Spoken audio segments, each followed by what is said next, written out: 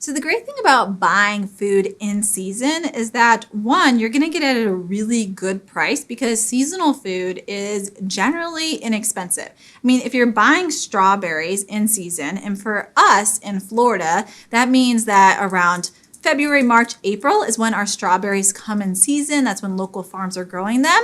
I'm going to pay a lot less for that carton of strawberries than I would if I'm buying them in June when they come from halfway across the world. And so what I love to do when food is in season like that, particularly berries, is to stock up, to buy more than I need and to freeze them. So I'm going to show you how to freeze berries. Now, whether you're going to buy more berries than you need and freeze them, or let's say you get through half of the week and you're like, you know what? Things just haven't gone as planned. I have all these berries and I don't think I'm going to get to them before they go bad. Then what you can do is you can freeze those berries. You can extend the life of them. And with frozen berries, you can add them to smoothies. That's our favorite thing to do. We make berry smoothies weekly. You could make a really simple chia homemade jam with them. You could make a syrup for pancakes. There are so many different ways to use frozen berries. And so that's why it's one of my favorite food storage hacks or tricks. So I have these strawberries here, and let's just say it's like midweek, and I'm like, you know what, these still look really good, but we're not gonna eat all these strawberries. Well, I can take them out and chop them up, chop off the tops. You can even cut them smaller, but I'm just gonna leave them whole like this and just remove the tops, and I'm gonna put them on a sheet pan. So that's the trick to freezing berries. You actually wanna freeze them first on a sheet pan. I've lined mine with parchment paper so that the berries don't stick to the pan when they're frozen.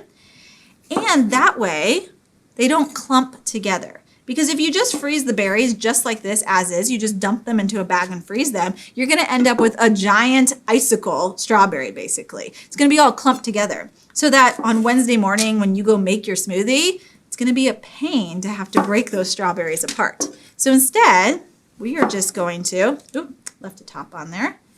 We are going to cut off the tops, freeze them on a parchment lined baking sheet, put them in your freezer, and you're gonna have frozen strawberries that taste so good because they were in season probably.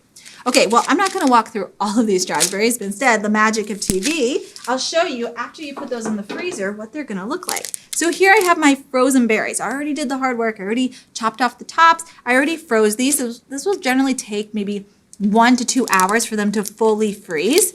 And now that I have my frozen berries, as you can see, they're not gonna stick together when I dump them into a bag. I'm just gonna grab a bag out of my drawer and I'm gonna dump them into a bag, and now they are ready for me to freeze and use. And these will last for about 6 months in the freezer, which is awesome. This is why it's such a great trick that if you are, not going to use all of your berries, that you can definitely do this and you can just keep adding to your bag.